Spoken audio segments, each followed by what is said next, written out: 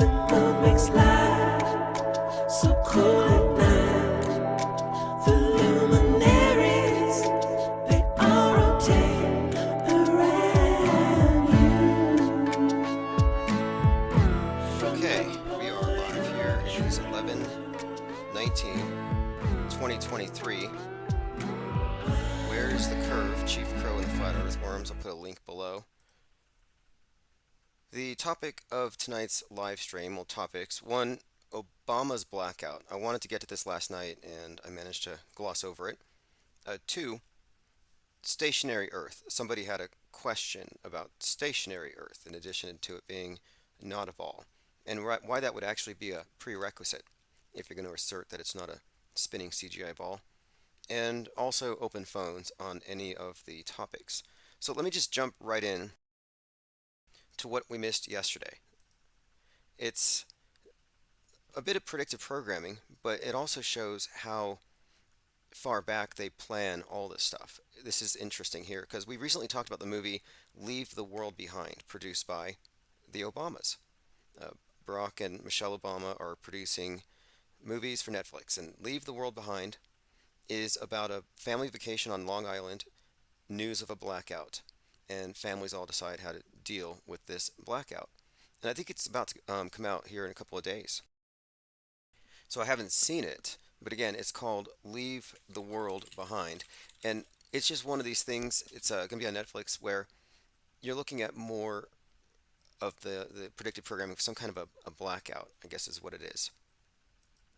And we've been prepped non-stop for some kind of a blackout. And the more we looked into the trailer, the more we saw some bits of predictive programming. Here's a description of it from Gizmodo. Doomsday lurks in a new clip from Netflix's Leave the World Behind, starring Julia Roberts, interestingly. Haven't seen her in a while. Okay, everyone's out for themselves in Leave the World Behind. And look, it goes in theaters on 11/22. Well, no, December the 8th. It goes to Netflix on 11/22. So we're going to watch this Obama-produced Netflix thriller, likely as a channel. We all have to watch it. I mean, we keep up with the concurrent and predictive programming.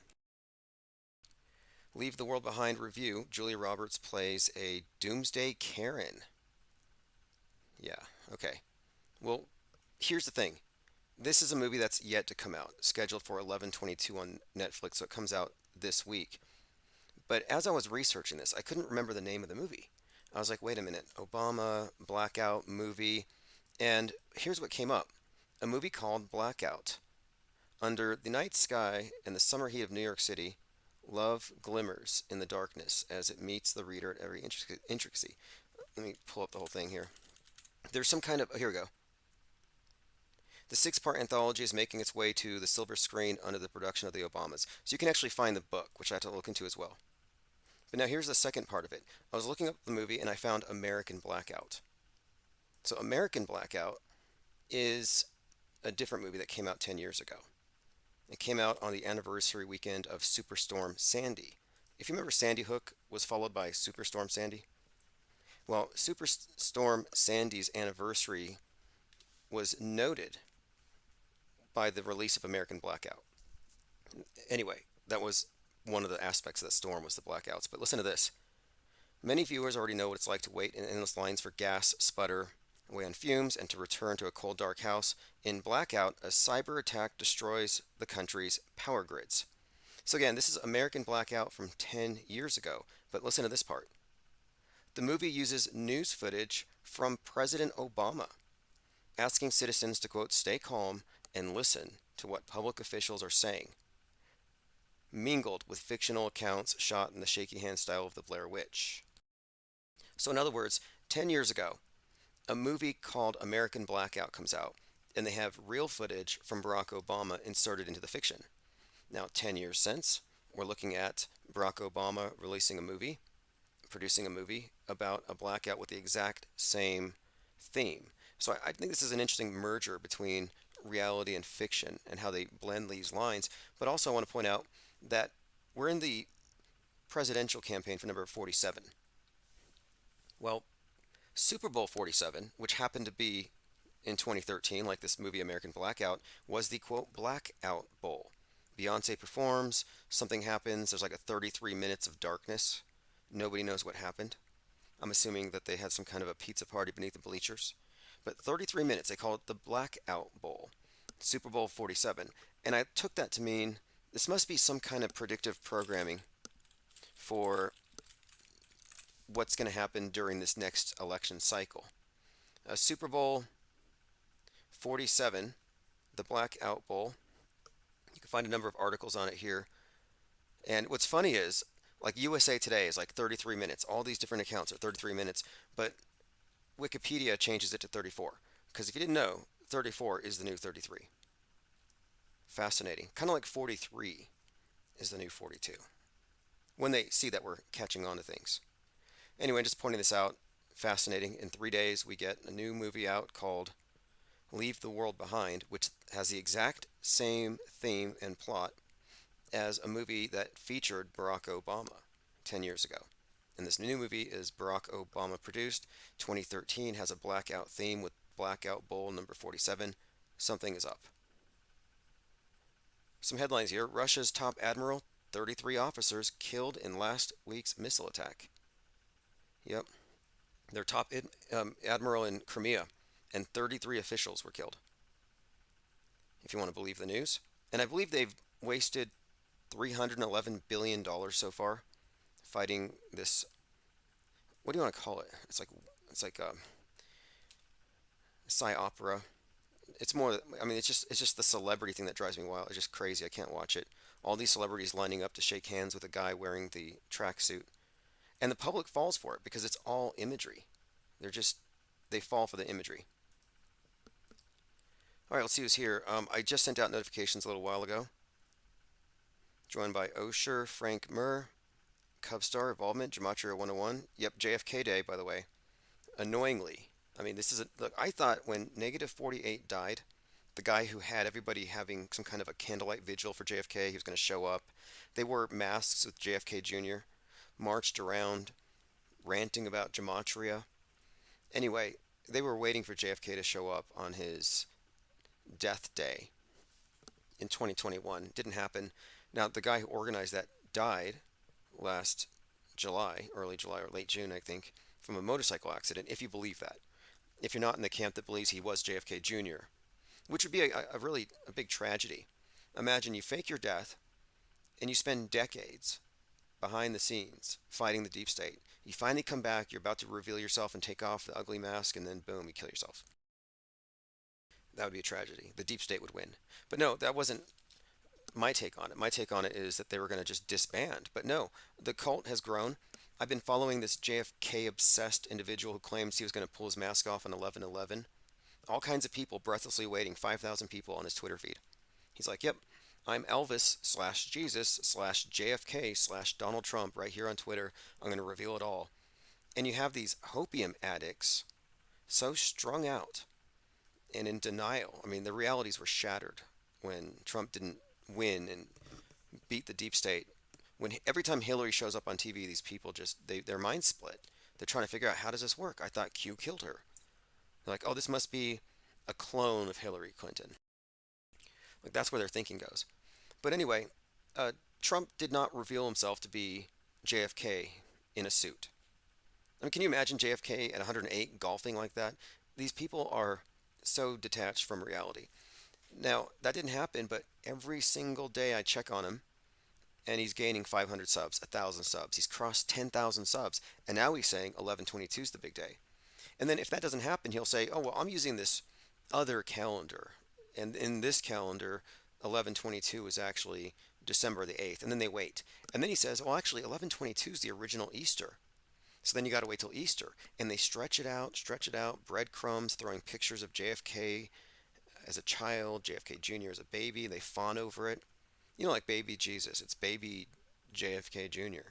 They love this stuff. So they're going to have a big day on the 22nd. Just watch. Joined by Plain Decoded, Ears Up, Jennifer Reeves, Multi-Zero Dagger, Lean Dion, G33. Awesome. Okay, we have 47 people in the chat. We've been talking about the number 47 quite a bit because of that player, Adam Johnson, number 47, and the whole narrative around that. and all the 47s that became attached to that story. It's like, wow, he was in the on the ice for 46 minutes, 52 seconds in that season. Very close to 47.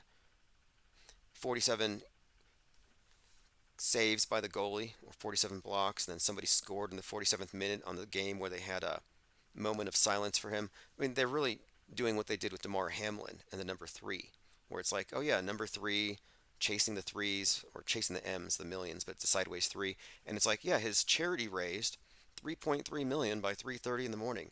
It gets to be redundant, but it's because we're looking at a pre-scripted fake event. So many of these things.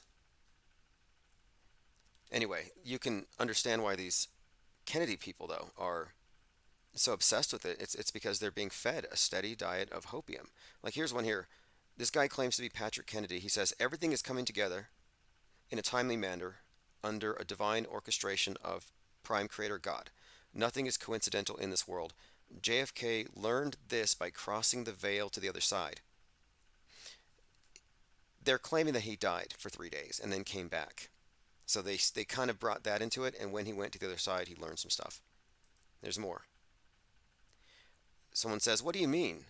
to the JFK fan. "What do you mean Donald Trump doesn't exist? I'm going to re-elect him." And JFK fan says, "No, Donald Trump is being played by John F. Kennedy Sr., the second coming of Jesus Christ. I know it sounds crazy. You know it sounds crazy. Well, then help us. Help us uncrazy this." Here's a picture of Donald Trump next to John F. Kennedy. Who would ever have put the two together and say, yeah, same, same, same? Bearing in mind, Trump doesn't really exist. He might exit the movie on 11/22, says JFK fan, and then 3 days later, or on the 26th, JFK will return. He says, oh, JFK died for 4 days. So JFK had one more day of death than Jesus. Now, you might think this is just delusion, it's just a fringe. No, no, no. You got to look at this. He went from, and I watched it, he went from 500 subs to 10,000 plus in just a few weeks. There is an audience for this. They're eating it up. Bad hopium. And he's just raking in the dough. These clicks are money. So Girl Geek says, let me see if I get this right. There is no President Trump. He's a character being played by JFK, who passed away in 1963. A 100-plus-year-old JFK can wear one of those masks and make it through one court date. This is beyond me. Blasphemy. Can't be Jesus Christ. I will apologize to you, though, if your fantasy becomes true. Okay, so if this guy is right, he's going to have a lot of people having to come back and say, you know what? And he'll just be like, I told you so. In fact, what they tell me is, you'll find out. They'll say, you'll find out. That's their little slogan. They'll say you find out. No, you will find out adds to 174 in gematria. And 174 is JFK comes back. Like, that's their level of reasoning. It's a bastardized form of gematria and, I guess, common core gematria. I don't know. It's kind of, they make it up as they go. It's not real. Project Honda Rod says, if you're blind, they might look the same. Yeah, this is the thing. He gets to use this magic wand. You say it doesn't add up. He's like, oh, he's the second coming. He can do miracles. Tyrone McCloskey says 1947 CIA opened for business. Interesting. Someone pointed out Building 7 was 47 stories, and 47 has a lot to do with the third degree Freemasonry, which is why we brought it up, because something. Oh yeah, the player that did the slashing was black and white.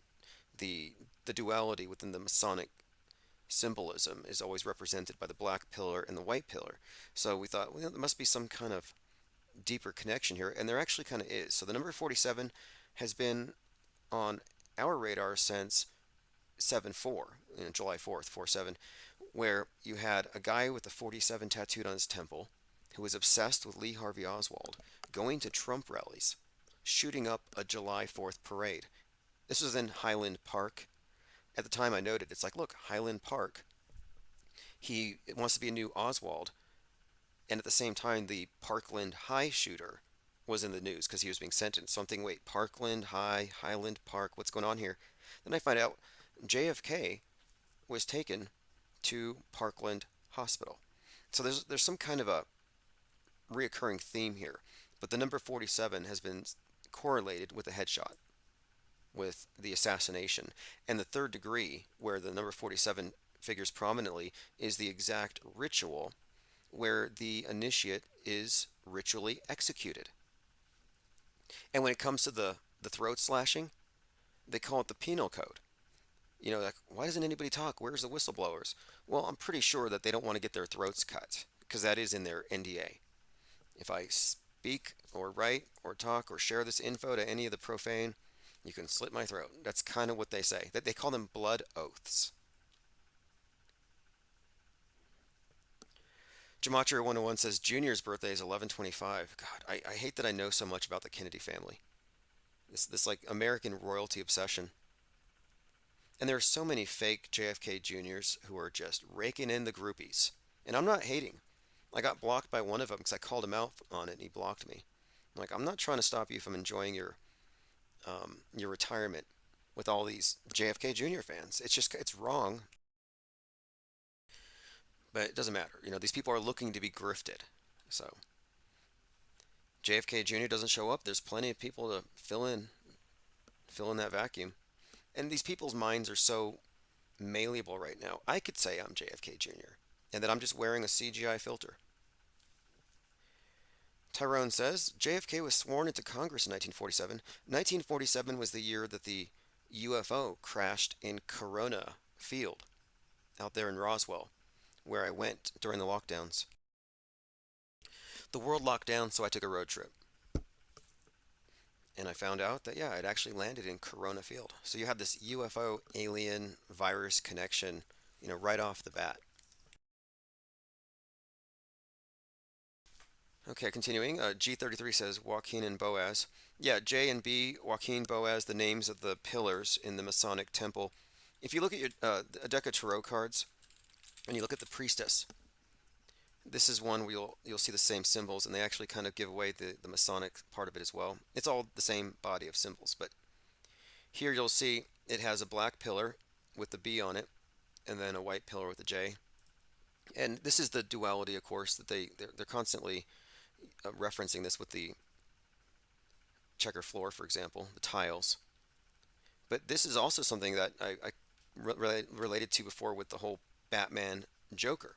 You see Joker, white, I guess carnival clown paint, grease paint, and then Batman with the black mask. So you have that duality that they've implanted into a lot of the PSYOP narratives. For example, the Joker movie is really class warfare, kill the rich. It's the street level, like lower class, symbolized by the subways and the subway violence, an uprising. And then Batman represents somebody born into privilege. Of course, Joker, mentally ill, victim of society. And when the Joker led the revolution against the cops, you know, they all put on the clown masks and they burned stuff down. Well, that was in 2019. 2020, everybody put on their clown masks and burned everything down. The Jokers were released. And the Joker symbolizes the left. And on the right, you have the Batman, which, of course, Trump even called himself the Batman, but the right wing is symbolized by the Batman. The right wing, I mean, the word, they throw out the word fascism, but basically, you can kind of see how they play into it. And then, separately, in the shootings, the shooters are often the Jokers. The Joker's the chaos agent, and then the SWAT team, the paramilitary police, would be the Batman, the heavy-handed response to deal with the chaos that the regular cops can't handle. So this is just encoded into a lot of the films. Christopher Nolan's done it from the beginning. Recently, we were analyzing a clip from Dark Knight Rises where Batman tells his maskless buddy to put a mask on. And he says, I don't need to wear a mask, I'm not afraid. And Batman says, it's not for you, it's to protect the people that you love. Quoting Dr. Fauci from 10 years in the future. I mean, how does that happen? And then he shows him a COVID ball, but it's black, but a spiked ball. And he says, count to 5 and throw it. And it's a smoke bomb which creates a mushroom cloud. Again, this is a Christopher Nolan directed film. So I'm seeing predictive programming for the lockdowns, COVID, count to 5, and a mushroom cloud, which makes me think 2015 nuke. Christopher Nolan just put out Oppenheimer. So even before he was thinking of doing Oppenheimer. He had predictive programming for being involved in simulating a nuclear detonation.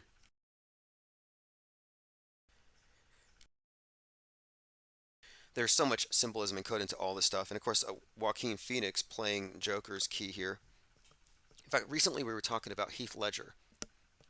There's some interesting things about his fake stage death, but his 44th birthday would have been on 4/4/2023 when Trump was being arraigned there in New York, where in front of that courthouse, Joker 2 was actually being filmed. They were filming a riot scene. So some fascinating overlaps here. Okay, let's go ahead and continue. We got kind of on a small tangent. Does anybody know who founded the Skull and Bones Society? And you'd find this out if you watched the old Batman series episode from 1966 called Fine Finney Friends. But you find out that Batman's grandfather started the Skull and Bones Society. According to history, though, William Russell and Alfonso Taft founded the Order of the Skull and Bones, or yeah, there we go, at Yale. The senior members include Russell, Taft, and 13 others. Alternative names for the Skull and Bones are the Order, Order 322, and the Brotherhood of Death. Yesterday was the 322nd day of the year. Here we go. This is the one. For the record, Skull and Bones was founded by Taft, but yes, Batman's great grandfather founded the Skull and Bones Society, Damian Wayne. Yeah, Bruce Wayne went to Yale. According to the magazine, his great grandfather was a founder of the Skull and Bones Society. You can find the episode, again, Fine Finney Friends. It's like episode 33 or something, 1966. Okay, moving on here. I have a blog I posted today. Attention death clingers and corpse clutchers. Show your evidence. Hearsay and CSAY do not count. CSAY, and if you go to the blog, I have a section, Autohoaxology 101, and I actually pinned the glossary. It's like, what does CSAY? Well, we coined it here first. CSAY is the visual equivalent of hearsay, reporting something seen on video as though it were first-hand information. Now, after I coined this, the DHS started something called CSAY Day, and they stole my hashtag, CSAY, which means if you see a terrorist, say something. So they turned it into some kind of a paranoid slogan for the police state psyops. You know, for your maximum security, they got to continually make you safer. So they simulate these drills to keep you in a state of fear. But anyway, they stole that from us.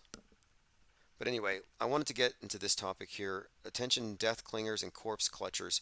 So death clingers are people who can't let go of the notion that somebody must have died at one of these fake events. They say, oh, the bad guys are so bad, of course they're killing people. Well, prove it. They'll say at least one person died. At least one person, the event was so big. Can we just let one die? I'm like, why? Why are you clinging bitterly to this? Why do you need to continue to honor these simulated blood sacrifices? Just give it up. So they're just bitter clingers. They don't want to be fools, I guess. They don't want to admit that they had given away so much emotion and loosh and they've been triggered. They don't want to, like Mark Twain said, I think it's easier to fool a man than convince him he's been fooled. Now, the other one, corpse clutchers. Now, corpse clutchers are a little different. These are the ones who say, how dare you say something? The attack is ongoing. We don't know. How can you say it's fake? And I'm like, you're just like pearl clutchers. They're so offended. And if you're offended, you're clutching your pearls, you're clutching your corpses, you're clutching my dead kids, my dead babies, my 40 dead babies, my incubator babies. Yeah, you're just virtue signaling, and you're acting offended, and you're a corpse clutcher. So death clingers and corpse clutchers need to provide one good example to weigh against the fakery that we regularly expose, if they wish their claims to be taken seriously. Just you show me. You're gonna say there must be one, there must be some. Show me. Their argument for holding on to the belief that some people died in the latest media spectacle is the same thing as saying, quote, I know you guys don't believe in Santa Claus, but I'm sure at least one Santa visitation was real. Because, there's so many billions of visitations, right? Or reports of it, at least one, right? Like, no, you can't just add it in there. It's like the Mandela effect people. They say, well, if that Mandela effect doesn't resonate with you, try this one on, try this one on. It's like, no, that's not how it works. You can categorically debunk things. Santa visitations have been debunked. Same goes for alien landings. None of those have been proven to be real. Mandela effect, Santa, anyway, school shootings, bowl cut shooters, same situation. The simulated news events that we talk about here don't have corresponding real events that the believers can point to. If they did, they wouldn't have to fake them. Why do you think more than 66% of reported hate crimes are later revealed to be hoaxes? And those are the ones that are discovered. It's probably 100%. I mean, the idea of a hate crime, honestly, it's a misappropriation, I think, of the term, or I don't think you should be using that in describing crimes. Like the word hate is just too partisan at this point, because hate is just anything designated by the political left, whereas their hatreds are given a free pass. So it's just not really objective enough. My point of it, though, most of these hate crimes are simulated, staged, and they're so bad at it. The people on the left, not only do they suck at memes, they suck at psyops. Look at what happened with Jussie Smollett. My point of it is, if there were really MAGAs going around lynching people, they wouldn't have to fake it on TV. Mass shootings have been categorically debunked. So why do people still cling to the propaganda? I think I have the answer. Like, why are there people, like, look, there are people who will say, no, there's been 20 years of shootings. At least one must be real. Okay, then you provide it. But they will jump to that. And I want to point out that you're not being skeptical if you're only being skeptical of the skeptics. If you haven't assessed the media first as a skeptic, then actually, no, you've already bypassed that. You've already passed that. You're no longer skeptical, you're a believer. You accepted the story at face value, and now you're actually challenging the people that question it. So what does that make you? It makes you a mainstream media teleprompter reader. It makes you a crisis actor. It makes you a water carrier for your own psychological abuser. I don't understand it. So why do people cling to atrocity propaganda? Here's why. We live within a lifelong, all-encompassing, immersive illusion composed of many emotionally charged narratives. And the world stage is real. It is the world that has been pulled over your eyes to blind you from the truth, to quote Morpheus. Of course, Morpheus, god of dreams, name means form. And this is the dreams, of course, are your internal world and the forms that it takes. And they use mass media to malform your internal representation of the world. The world stage, the world as you're taught to believe that it is, encompassing much of what you can't personally verify. Yeah, it's a dream world. So it's very much a dream world, and people are dreamers as much or insofar as they have internalized that as the real thing. Like, yeah, your internal representation of the world may not exactly be just like it because there are so many built-in misconceptions, deliberate obfuscations, things deliberately left out of the picture. Now, for the conscientious, the dream can be a nightmare because you have a desire to care about the tragedy. And so those with an overabundance of empathy overcare about things they cannot know to be real.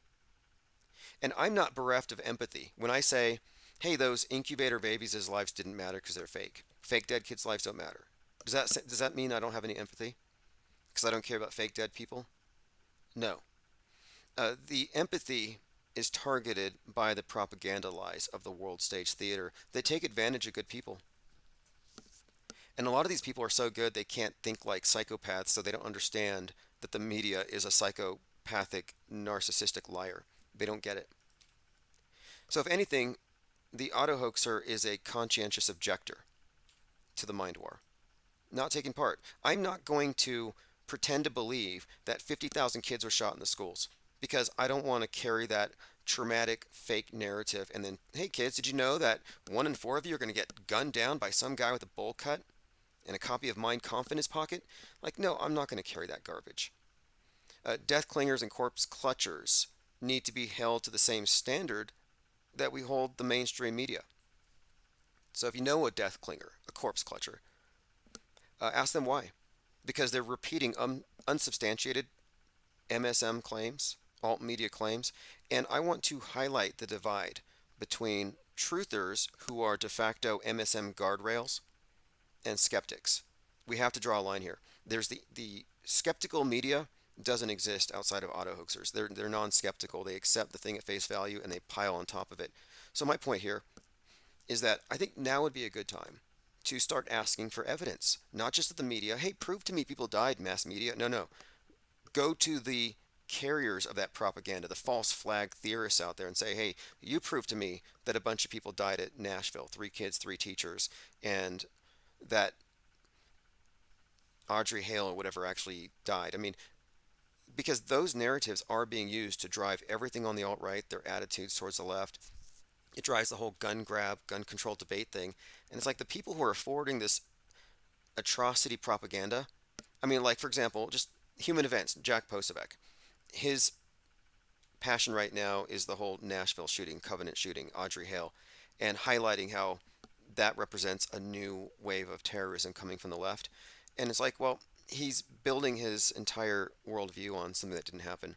And nobody's asking him for evidence that anybody actually died. And I think it's important to kind of draw a dividing line. It's like, I'm not the same as human events. I do not see things the same way whatsoever. And I think what's happened is anybody who doesn't trust the mainstream has kind of allowed themselves to be part of the same alt media ecosystem. And I'm saying get out of it. Get over it. It's literally a perimeter that reinforces the mainstream. It's what they call the political horseshoe. And I want to see how many people can get off the political horseshoe before the election. Okay, let's continue here. Plain Dakota says, what type of death evidence would be sufficient? I'd imagine you have to physically see the body because anything on a screen can be fake. I would say evidence could be a photo, a picture, a report from a city morgue. I mean, look, after the crushing deaths, you know when Travis Scott auto-tuned those people to death? They said it was a crushing death, but we know what happened. Someone actually went there to the morgues and looked for the names, could not find them. How does that happen? 9 people die, they all get transported, they end up at the morgue, and they're not showing up in the records? And here's the thing, too. I'm happy to be proven wrong. I will continue to say nobody died, nobody cried, except for dupes. There's no real blood or no real tears from any of these fake events. But the dupes come along and donate blood and give out, they just shed tears. So you do have a blood sacrifice every time one of these things goes down. But I'm going to stand on this. I'm going to take this position, and I'm not going to waver from it out of guilt or fear of offending some snowflake somewhere. Because the fact of it is, they've used the feelings of people you'll never meet, anonymous people, as a cudgel to beat you over the head with. Like, oh, don't say anything. How dare you call it fake? And I'm like, okay, corpse clutcher, show me evidence. And if you're so dedicated to honoring and defending these dead people as some kind of like a cause, then go find evidence that it actually happened. And I'd say this for anything, for any of these events. We're always looking for evidence. And I'm finding this interesting that the people who defend the narratives the hardest aren't willing to go do homework to defend what they claim to believe. And it should be easy. And I am not a reality denialist whatsoever. I'm not someone who's afraid or so intimidated by real violence that I make up stories that nothing seems real. I mean, that's the kind of thing they level at us. They say, oh, they can't confront reality and death is just too much for them. It's like, no, actually, that's not it at all. Like, we are very well aware of what's real and what's not real. You can find plenty of real death. Just go to X. You see plenty of shootings, plenty of executions right there in the street in these big cities. It's terrible. But to me, it's not about reality denial. It's about not denying, but rejecting reality augmentation. So we all live in the same objective reality, but our internalized representations differ. In the massified mind, the one that's been properly mediated, I call it the massified mind, the ideal citizen, in their mind, the world is torn apart by terrorism, war, mass shooters, global warming, aliens about to land, meteors on the way. All kinds of bad things are happening in their internalized view. It's almost like somebody who's in a cult and everybody's a sinner and everything is a crime and it's mind control. And I'm suggesting here that, of course, this terror theater is held in place largely by fundamentalist belief in a lot of the blood sacrifices, in a lot of the atrocities. I consider 9/11 to be a foundational myth. And denying it the way we are is almost akin to denying a crucifixion for these people. I'm saying nobody died, not even one. And even the 9/11 truthers who figured out much of how the thing worked, a lot of them are still not willing to go that far. They can't, I guess, fathom how it could go down. And so this is why lately I've been discussing how many drills are going on that day, how many thousands of people were simulating terror attacks on 9/11 before it happened, how it was already scheduled for the day after they had bioterror attacks. I mean, this was a huge operation involving so many people, and the 9/11 smoke stuff was concealment fog, which is designed to move a lot of people around without them being seen. They use it to conceal uh, naval ships. They use it to conceal large movements of people in convoys because it's impenetrable. It's pitch white. I've been in it. I've used it. It's military smog generators. And when I saw 9/11, everybody talked about the smoke, and it must have been thermite, Alex Jones said. It got pulverized, and everybody's inhaling the smoke is dying. It's like, no, that was concealment smog like they used at the Boston bombing. I've seen it myself, and you can find other examples and compare it yourself. Lean Dion says, how are they dealing with that many dead bodies in such a short period? Yeah, there's always this other aspect of it too, because I worked in the field of decedent transport, and the names of the dead do not get released to the media until after the next of kin have been notified, and it usually takes 24 hours plus. And you'll notice with these events, within an hour of it being reported, you know who died, who did it, their manifesto, why they did it. You get everything in like basically one episode. I used to call it Scooby Doo Justice. It's like an episode of Scooby Doo. Within one episode, the crime happens, you know who did it, they solve it, they pull the mask off the bad guy. Case closed. No due process. No time for skepticism. Okay, let's continue here. I was just, again, talking about how I think we need to highlight the divide. Like, we do need to be divisive here. We need to split this thing because for a long time, alternative media has been masquerading as a place where the truth lies. The truth resides over here in the alternative because the mainstream media are liars. Yeah, it's true. They are the lying. It's the lie world order. They are the mouthpiece. They are liars. Everything is built on an edifice of lies. So yeah, the mainstream media lies. It's a pathological liar. But truthers have been given alternative truths by the same writers that gave you the lies. It's a controlled opposition movement all around, and it maintains the integrity of the world stage as the shared consensus reality the massified mind all agrees upon. And I'm saying the truthers have been more or less co-opted, and we can fix it. We've been saying that these red pills, people are being truthied by bad red pills that are laced with menthol. And how do we fix it? We draw a line. We start drawing a dividing line between people who are willing to step away from claims they can't back up with evidence. Because those who are still defending the claims that they can't back with evidence are left revealed as being on the other side of the screen. Oh, you're defending the MSM. You're reading their teleprompted narratives. Why? Mark Foley says, many non-auto hoaxers don't even realize they live most of their lives as apathetic dupes. Yeah, it's really strange to me too, to see that apathy, because I am not an apathetic person at all. And when I found out this stuff was fake and how much of it is staged, I took this to be a huge relief. And I find people are like, the death clingers just stun me with this. 'Cause it's like, this is good news, right? And they're like, how dare you? Oh, now you're a corpse clutcher. You're offended.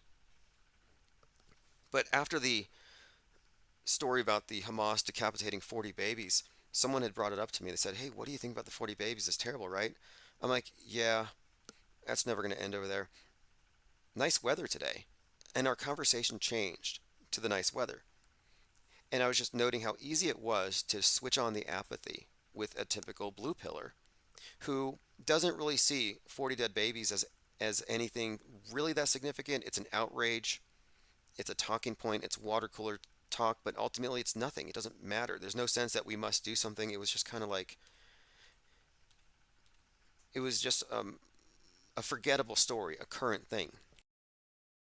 So I was just looking at it as, well, that's apathy. That's somebody who doesn't care to look deeper. And if they did care enough to look deeper, maybe, I'd say maybe, actually, no, I shouldn't say that. It's too optimistic. Maybe they would arrive at this. No way. You don't just one day wake up and see everything as staged and fake. And I'm not trying to convert people who are stuck in the blue pill, but it's not like it's a event by event thing. It's a categorical shift. It's a paradigm shift. And it will be a paradigm shock, I think, for some. But it's all about this frame of reference and how the screen has become a de facto frame of reference for everybody. You're born into what I call the immersive illusion. Here you have a picture I did of a penguin getting up out of a matrix pod, and you'll notice little white pills.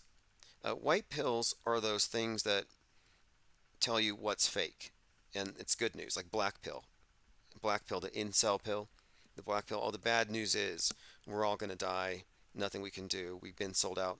Uh, White pill is, oh yeah, nukes are fake, and alien invasions are fake, and space junk is fake, and global warming. You can just go down the list, and these are things that actually would alleviate stress, or they should. Like the movie The Village, for example, is about these traumatized um, children in a commune, and their parents dress up as monsters and devils and run around in the woods and keep them terrified so they never leave the village. Now imagine if you had a pill you could hand out to every one of those traumatized residents of the village that let them know, oh, your parents are just dressing up in costume. It's all fake. Their lives would change. They go from being trauma bonded, Stockholm syndrome, a captive audience, to a bunch of sadistic mind control um, tyrants, really. I mean, this is terrorism, and they don't have any opt out. It'd be liberating.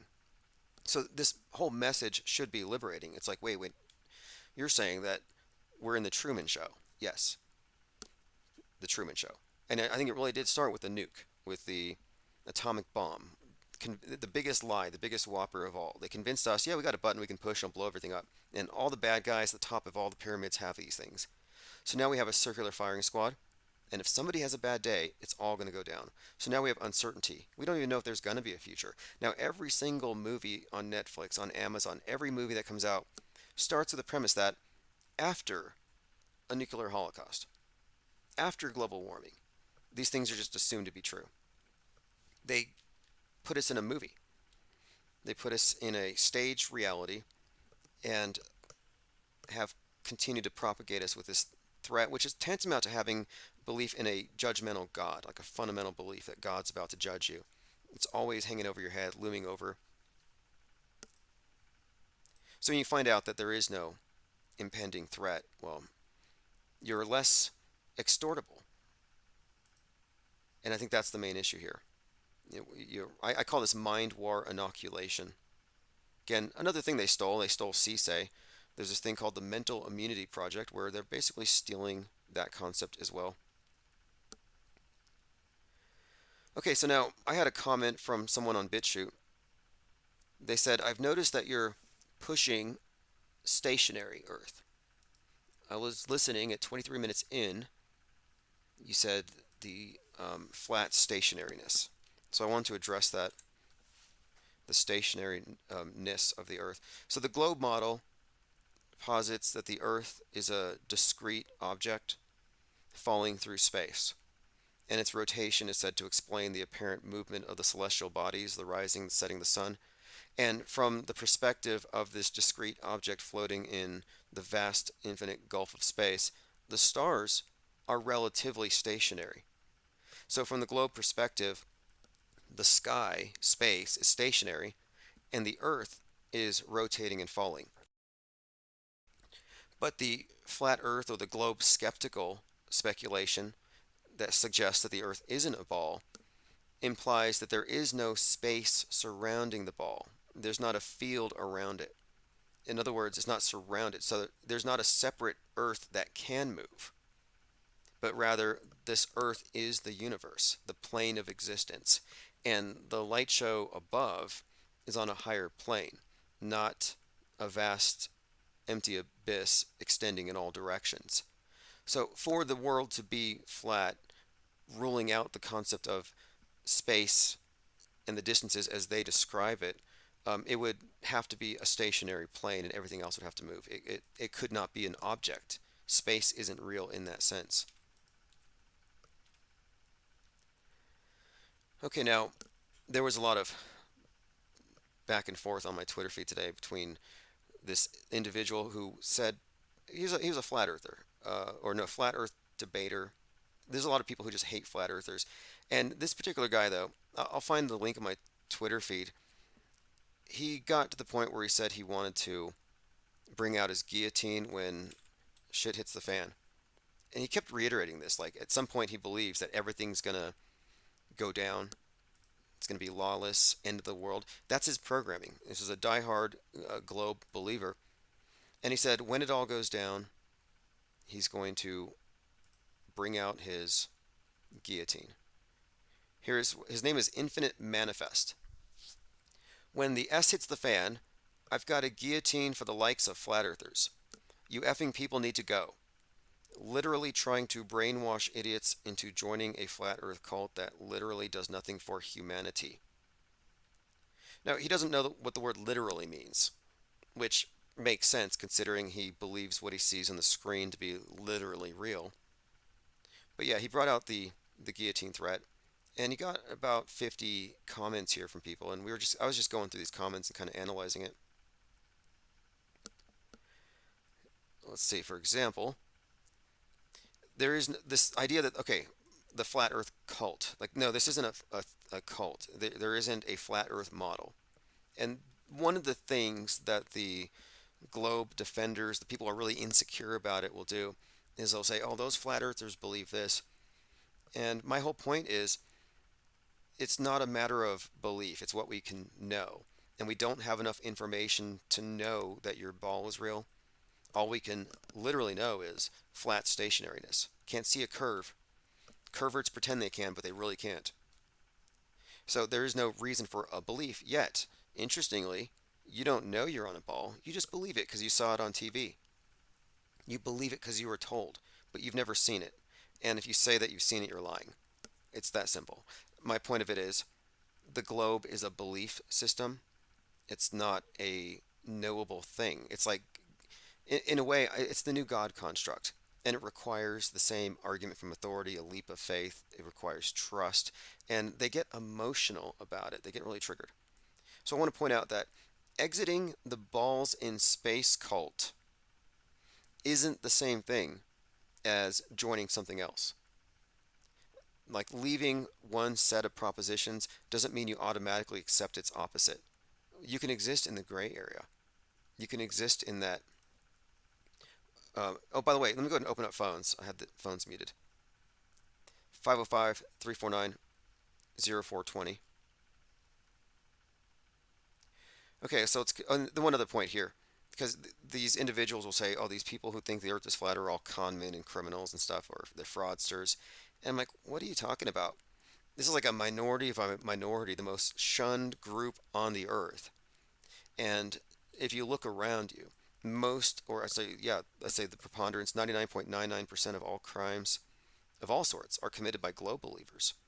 All the serial killers, for example, there's never been a flat earth serial killer. Radio. Hey, what's up? Caller, can you hear me? Hello there. Okay? Good evening. Hey, what's your take on the Earth? Is the Earth moving or is it stationary? Do you feel anything? Listen, first of all, we're not on a ball. Second of all, this ball is not spinning around the sun. Third of all, this sun, the Earth, the moon going around it, and then all the planets around that are not like a slinky set that constantly keeps its form as it's moving all down your staircase. While, may I add, the view of the guardrails of the staircase never change. So this is an impossible thing to suggest. We could be living in a box art, but here's the thing, we're on the lid. You know what I mean? I don't know what the sides are or what's underneath us. Wait, you said I don't know. I mean, I don't know, but I do know that we are not moving through space on a ball okay, you know what because you'll never hear a ball Earth defender say, I don't know. They can't even say that. They cannot fathom because they know it all. right. Well, I don't know. I know I don't have the answers, but what I do know is they don't have the answers. You could say that. Someone will say, You know what I mean? The only thing I am certain of is they are proven liars. They've been proven liars from everything. I mean, you can just say butter. Is butter good for your health or not? Well, they Is say the margarine sun. good for your health or not? The, Because the, I can whip out 63,000 articles saying either. And the fact of the matter is, you have to look at it as nobody knows what the F they're talking about. yeah, like So for they may be able to my cite answer, what they told. They may my be able to answer is cite the only something. correct They'll one. say Well, the sun is 93 million miles away, and right. Well, you my could. my point is, I don't know what's better for me, butter or margarine. But you know what? I know nobody knows nothing, and I like the taste of butter, so I'm going to keep eating it. That's me. That's how you have to deal with the flat Earth, or the round Earth, or the stationary Earth, or the box Earth, or the trapezoid Earth, or I like the crater Earth.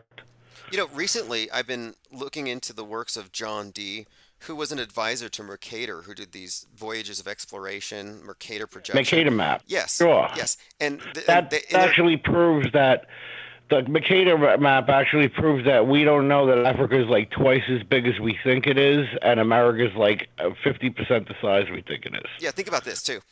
For people who don't know, the globe that we've been given overrepresents the sizes of the North American continents versus the South America. I'm sorry, Northern Hemisphere versus the Southern Right. Hemisphere, and this disparity is probably a power move. And you'll find the same disparity exists, I think, also in mediation, who dominates the media. It's fascinating. But John Dee and Mercator talked about this magnetic rock in the middle of the North Pole. They called it the Black Rock, 33 miles in circumference. Okay. But anyway, I'm looking into John Dee and what did he think the world was? Because this is the guy who talked about this supposed magnetic pole. Well, he literally believed that the Earth Knew is, the Earth was flat. he said flat and four-cornered or possibly cubic, but with the layers going Well, you know up. what? If you can't see it, if the ring is wavy, or if it's a square, or if it's made up of triangles, whatever it is, there's something that has to hold water in. Because if you believe in gravity, look, all right, water in space, right? That they claim was zero gravity, the way it floats out of the cup, and we have to use Capri Sun because of zero gravity. Well, hello, jackass. Earth is that floating in space. So how is the water going to stick to another ball to coat the surface of the thing without a hydrophilic coating? Which hasn't been invented, like making a coating that attracts water to it instead of repels water. That hasn't been invented. We don't have it. So what does that mean? That means we live in something flat and there's a roof over our head, man. Because there's nothing to hold the gases. In theory, you're like, oh yeah, we have this magnetic field and the gases are held in and blah, blah, blah. But you also said we're flying 83 million miles an hour and going around this and that and the other thing. Look, ask your And friends I don't this. know about you, but Ask if your you think friends. of that atmosphere as a bubble blower, Ask your you have friends it with what shape is soap the and you solar hold system. it in the air and you shake it, bubbles are going to come out of that thing. Ask your And friends every though. time you Look, get a the bubble, you people who will lose your rat. defend the people who will defend this model don't know anything about it. The ones who knee jerk defend it, kind of like how a lot of Bible thumpers don't actually know their scriptures. And you can ask your friends what shape is the solar system, and I usually get the answer of it's spherical. It's like they're all around because it's easy to think of it that way. But you mentioned how like the sky never changes. If we were really moving as they say, and everything was as they say, I think the sky'd be more interesting. We might have different I constellations once think in a while. Orion's belt would have became his hat by now. Yeah, yeah. You know what I mean? Uh-huh. And his arm would look like a fish. So, but I'm just going back from the time. I'm not saying we could witness these changes in our lifetime. But when the Egyptians are quote unquote 5,000 years ago and they have the same exact constellations and all these other things, well, it's the Big Dipper, the Little Dipper, it's the Belt of Orion, you know what I mean? Once you see it, you could see it in the sky tonight if you look. So then how has none of those changed any perspective? Are you the one You know what I mean? that said, if I was to copy Mickey Mouse with a cartooning, and I'm not a great cartoonist, you would totally tell I drew a bootleg Mickey Mouse. So how are these constellations not looking like bootleg constellations? Hmm. Well, are you the one that said that Oh, the Georgia it doesn't Guidestones move. were they blew up the Georgia Guidestones because it was a way Well, to that's verify that the every stars were night of the week. I don't care if it's today, 6 months from now, or whatever. Every time you look out and it's dark and a clear sky, you will always see the Polaris through that slit. You could stand like 4 feet to the right or the left or go up and down, but as long as your eye can make contact with the sky and straight through that center, whatever the wiggle room is for perspective, you will always see Polaris. but not anymore. Well, they knocked it down. They blew it up with a You cherry understand bomb. that the mindset changed. Something happened. Something happened where they, like we mentioned about the education system the other night. They call it the Prussian education system, but it wasn't the Prussian education system. It was the education system designed for Prussia because before they lost the war, they were all independent thinkers. And they said, we could have a better society if we just make people accept everything. Why do we have to convince everybody what is what? Why don't we just tell them it's that, and then we know the troublemakers are the ones who ask questions. Well, they're gonna make question asking illegal very soon, but You've had a teacher who said there's no such thing as a dumb question, right? I've heard that. I mean, then all your grades of school. I mean, I had a few. And listen, everybody, I want you to know there's no such thing as a dumb question. So if you don't understand something in math or science or music or whatever, ask me. And even if people laugh, we'll explain it together and blah blah. And you felt good. That they don't say that in school anymore in this country. Right, and I think a large part of what school programming does is it gets you used to the mob laughing at you if you do something wrong or or outgrouping you. It's all about I think implanting the fear of That's the why I consensus. think I'm such a weirdo and a failure because that was my fuel, man. When I would interrupt class because something funny happened and everybody laughed, I wasn't a class clown, like I was disruptive and whatever. But if someone left a sentence open, man, and I had something funny to say, even if it was just a bring back from something she said before. Like she would talk about pancakes, and then we're on something else, and the story came up that somebody was fat, and I'd be like, probably because they were eating too many of them pancakes, and the whole class would start laughing. That was like fuel for me. Now they want to teach that as whatever synapses I got in my brain. That is to let you know, like a shock treatment. You're not supposed to do that. Hey, when you watch these late night shows like Jimmy Kimmel or any of I the or haven't watched in years, man. okay, well, cause I've never been in their studio audience. Do they have like an applause sign, a laugh sign? How do people know when to laugh? Because I haven't An been able to. applause sign. They have a warm up guy. The warm up guy, like I knew Joey Cola. He did Rachel Ray. There's another guy I didn't get along with too much, Kevin Bartini, and I think he was doing God, what was the name? I think they just canceled the show. She had a daytime show. But anyway, that's your job. If you're a comic, you're a warm-up guy. You tell them this is the applause sign. If something dramatic happens, don't laugh. If we want you to say, if something great happens, we want you to be like, I'm oh, just like a baby suggesting hugs a puppy. because We want you I all to think say, the role of comedy oh. has been Wendy supplanted Williams for had that. propaganda reinforcement. So, for example, they want to make sure that people are laughing at the right side of the political spectrum, and so Correct. and that's all If reinforcement. And you're so, against Trump and there's some story that comes up with Joe Biden, Joe Biden, what a good president we have. And then you say Trump, what a buffoon. And everybody's, ah, ha, ha, ha, ha, ha. Well, well, now hey, we know if you Trump's a remember, buffoon. after the Positive reinforcement. okay, right before the shooting in El Paso at the Walmart, the night before, Bill Maher had made some kind of an anti-Trump joke, and somebody in the audience had booed. And Maher said, "Oh, we got a MAGA there. Somebody check him for weapons." So he made a joke, and everybody laughed that the MAGAs are all trigger happy. And the next day, they were Mm-hmm. able to pin this on the shooter. That's what I'm just saying that yeah, the comedy is just government gestures reinforcing Right, right. psyops. It's flavors of Velcro. Think of this, right? So a color coordinated Velcro. Imagine a magic Velcro that only sticks to the colors you want. So if you have red Velcro, it won't stick to any other Velcro except red Velcro. blue, blah blah. So you have your political Velcro, you have your religious Velcro, you have your sexuality Okay, Velcro, you wait, have the wait, way you wait, wait. That sounds a Velcro, your little stance on kinky. Wait, now immigration. this is the stuff NASA invented Velcro, didn't they? For Right. Well, yeah, because you got to go to space and you can't tie your shoes when you're in space because space makes you retarded.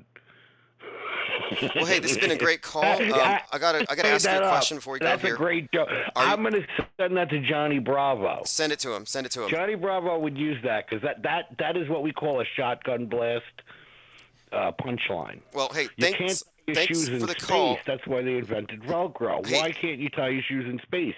Because going to space makes you retarded. Because you have to be retarded to think you're in space. okay, fascinating take. Have a great evening. Okay, we're trying to get back on topic here. We're talking about Barack Obama's blackout and the incoming movie on 11/22 called Leave the World Behind about some cyber attack that plunges everybody into darkness and it's man against man. Some kind of a catastrophe movie scheduled for 11/22. Interesting date selection. Then you have the theater release on December the 8th. And as I was trying to remember the name of this movie, I found there's a movie from 10 years ago called American Blackout where they actually have Obama, President Obama, in a newsreel telling everybody stay calm during the blackout and listen to the authority figures. And I'm like, that's fascinating. It's like predictive programming 10 years ago for what's coming. And now it's being reiterated because Leave the World Behind was produced by the Obamas. No, great caller. That's 5 minutes of fame. Lane Dion says, I never heard Velcro so many times.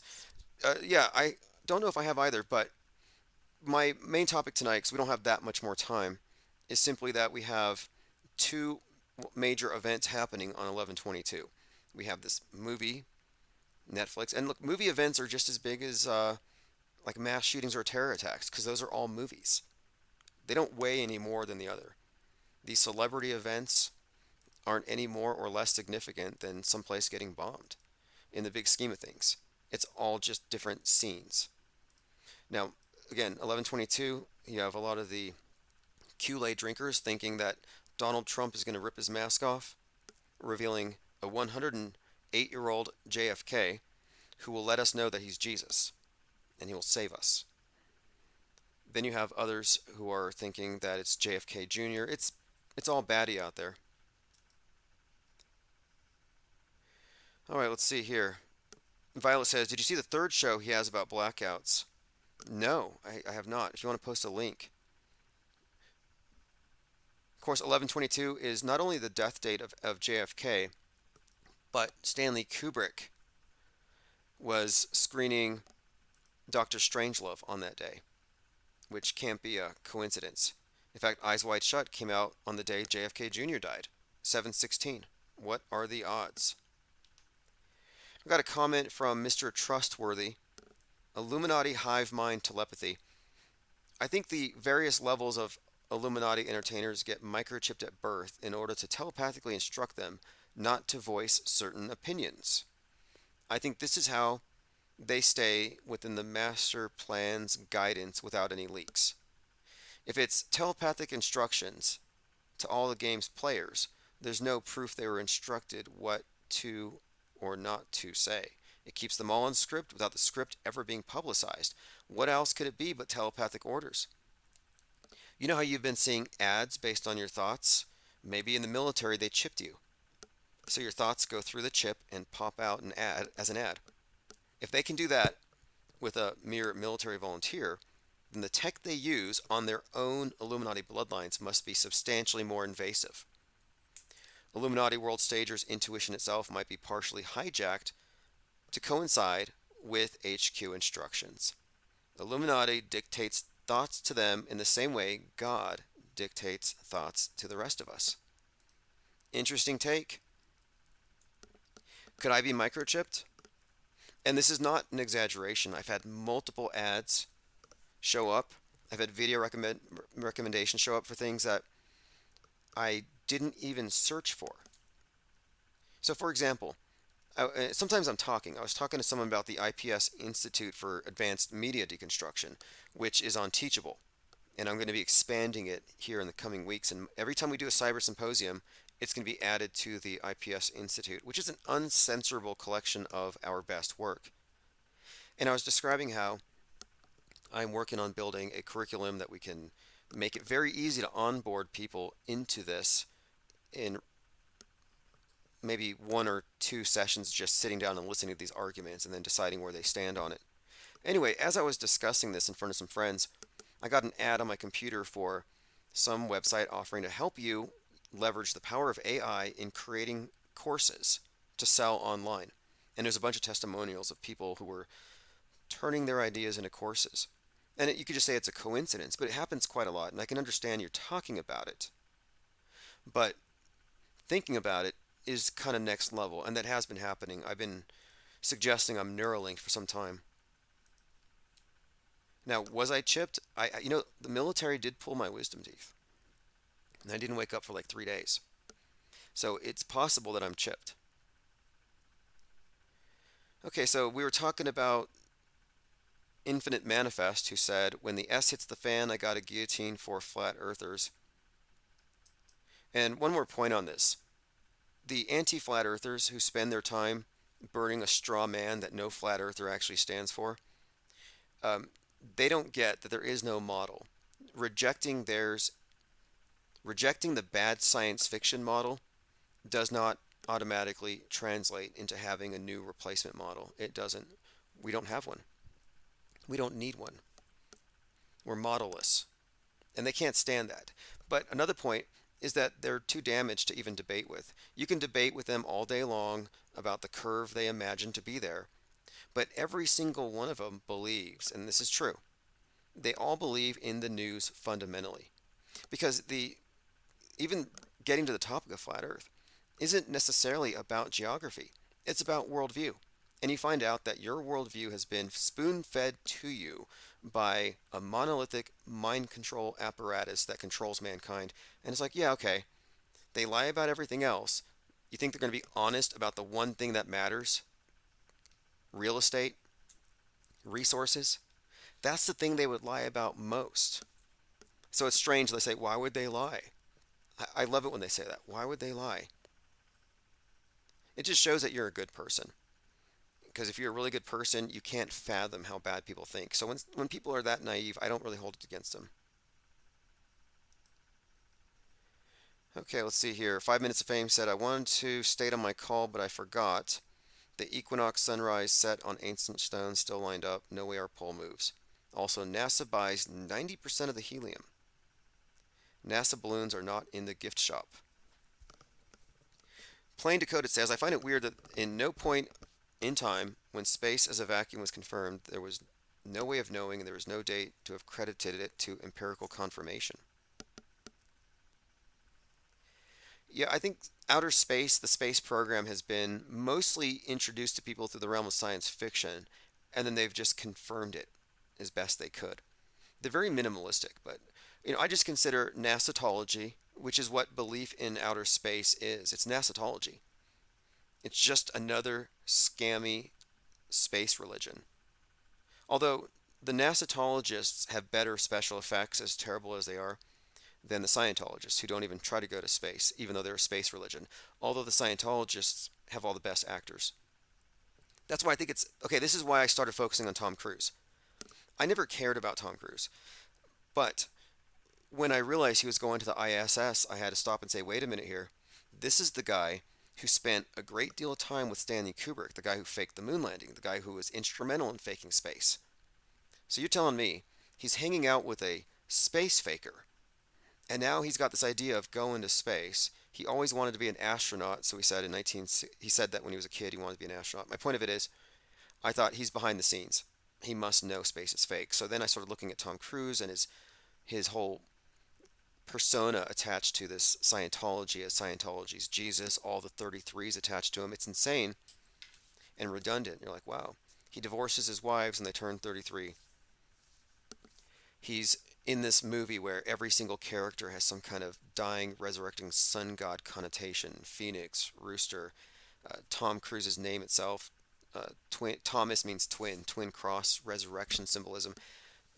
If you watch the Top Gun 2, it's if you watch it with an understanding of how it's all programming, it's just pretty blatant.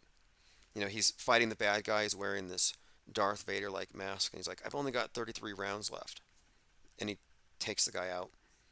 You have a guy named Hangman who says that he is your savior. He said, this is your savior speaking. His name is Hangman. So Hangman, savior, he says, I'm good whenever he shoots down one of the bad guys. So he's your savior, he's good, Hangman. And guess how old the actor is? 33. Top Gun 2, Top Gun 1, chronologically spaced apart 33 years, and the production actually started on Top Gun 2 33 years after. He wears the helmet, HGU 33. I mean, it's just so redundant, but it's all part of this solar phallic cult that runs the world. Okay, continuing. We got into Tom Cruise here. Oh, that's right, because I was talking about Scientology and how they have all the celebrities, but they don't go to space, but they're a space religion, whereas NASAtology has great special effects, but really crappy actors. And they're going to fix it. When they bring Tom Cruise to space, they will have merged these two areas, like the world's greatest action superhero. And you can't understate the significance of Tom Cruise as a world stage character. You can look at many of his movies and see all the same themes. Look at Vanilla Sky. Vanilla Sky, which has fascinating connections to Eyes Wide Shut. The original title for Vanilla Sky is Open Your Eyes. And I think Eyes Wide Shut and Open Your Eyes go together quite well. If you follow, there's actually a story trajectory that goes through both. And it's all intentional. He plays a 33-year-old who dies, has a 3-day funeral, and comes back from the dead. He's resurrected by a woman named Sophia, which has Gnostic connotations. We've discussed this movie at length. It has predictive programming for 9/11, for 2020, including a locked down New York. It's totally empty, faking a cold to skip work. But I've been looking at the Tom Cruise character and his role with outer space, and he's primarily a hero. And the hero is synonymous with the challenger to the darkness, the sun god motif. You'll see many pictures of him hanging. But it's interesting too is that we've looked at the symbolism of the Challenger, like the Challenger explosion, and how it took place 73 seconds into the flight, or 1 minute 13 seconds, and how the Challenger has been also associated with the Deep Sea Challenger that James Cameron was taken down to the Titanic. So we were looking at this stuff, and I'm thinking, Tom Cruise, interestingly enough, has a birthday of 7/3. And I was predicting that what he's going to be involved in is the next Challenger-like disaster. In other words, some kind of a space tragedy. And the more we look at it, the more we find stuff that's like, for example, David Bowie, Space Oddity, Space Odyssey, David Bowman. So David Bowie and David Bowman are playing the same role, as Space Odyssey is really about our transformation into a spacefaring society, moving into the space age, merging with the monolith, which I believe is the smartphone. It's the unification of the humanity under this AI HAL 9000. That's kind of the big picture there. But in Space Odyssey or Space Odyssey, David Bowie, this character, he does this song, this lyric about Major Tom. Ground control to Major Tom. And Major Tom dies in space. He dies, and I think he ends up on the moon in a later David Bowie video. So you have Major Tom dies in space. Major Tom on the moon, dead. And I think Major Tom is Tom Cruise. Now, fascinatingly, and we've had many instances of predictive programming since that I think verify where we're going with this. There's an episode of South Park where Tom Cruise is dead on the moon. And this was long before he announced his trip to outer space. There's actually a couple of references I can find to Tom Cruise dead in space, dead on the moon. In fact, if you look up Tom Cruise dead on the moon, and then of course David Bowie, David Bowman is the character in Space Odyssey who merges with the monolith, and David Bowie is the man who fell to Earth. But in the, I guess, posthumous, he died and then released this Black Star album. And in one of the videos, I think it's the video for probably Black Star, they're actually on the moon, and you see Major Tom in his astronaut suit. So I'm like, is that Tom Cruise? Foreshadowing. Here you have it. South Park, Tom Cruise on the moon next to, looks like a whale, like one of these killer whales, but that's Tom Cruise dead on the moon. Little foreshadowing. Flat Sabbath says, when I think Tom Cruise, I think Tropic Thunder. Oh yeah, Tropic Thunder is a great example of deep fake tech, hyper realistic masks, foolproof, very convincing stuff there. And yeah, and again, he's, when I say he's the Jesus Christ of Scientology, I quite literally mean that. And Scientology is Thelema. It's the same, it has the same core belief and program. In fact, what's fascinating about Scientology, if you study their concept of the engram, is that the world is infected with mind viruses. See, they're way ahead of schedule. They've already figured out the model for the future. And they have to clear the world of all the mind virus super spreaders, engrams. You purge the engrams by going to the Church of Scientology and using the e-meters where they discharge these things from your past through a lot of therapeutic sessions, like almost like psychotherapy. But they encourage a form of quarantining. Their ideal is the org, the Sea Org. You get on a boat. It's all about quarantining. Quarantining the saved, the quote cleared, until they can clear the world. And if you remember, the Scientologists were all over Ground Zero at 9/11. So they've been part of this whole PSYOP entertainment complex from the very beginning. But their entire model is the pandemic model, but not for a virus, but for mind viruses. That's what their religion is about. And I've been saying that the introduction of the pandemic model is just a reiteration of the archaic concept of sin. You have globe as the God construct. Well, in order to regulate the globe believers, you introduce this idea that their God construct, their globe, is going to overreact to their pollution and their consumption of natural resources. But to further regulate them, you had to reintroduce sin. But they don't believe in God or judgment or morality. We're talking about progressivism. So what did they do? Since they reject traditional values, you give them a new concept of sin, and this one is the virus, which incidentally the other side doesn't care so much about. The anti-vax side still believes in traditional sin. So they create this perfect dichotomy, the traditional sin, progressive, virus, science versus religion. That divide that we're always talking about here. Let me catch up on some comments before we go here. I have to do a couple Uber things. I do a late night driving thing. We were covering a lot of stuff. I mainly wanted to focus on the Obama blackout thing. We got onto this Tom Cruise space fakery thing because that's coming. It's coming next. I think it's going to be done through SpaceX as well.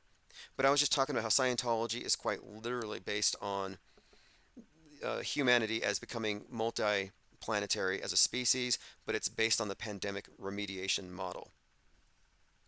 And that's the scientific version of sin, and it's being used to regulate people in all the same way and create a salvation offered by the state, by the MSM, which is the de facto world state church.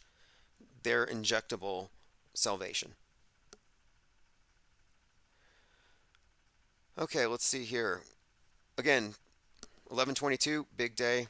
Obama produced movie about a blackout. Has some foreshadowing in some related films from 10 years ago. Super Bowl 47, Blackout Bowl, presidential race number 47. I think there's a pattern here. And of course, 11/22 is a big day, JFK Day, and their cult will be running wild. So we'll see what happens. But thanks for joining. I'll send out the archives. Appreciate the callers. We had a caller, 5 minutes of fame. Didn't get to hear his entire concept, but he's here in the comments. So feel free. Call back anytime. I'm going to be starting earlier here in the future. This is Chief Crow, Auto Hoax, or GTFO. I'll put a link below.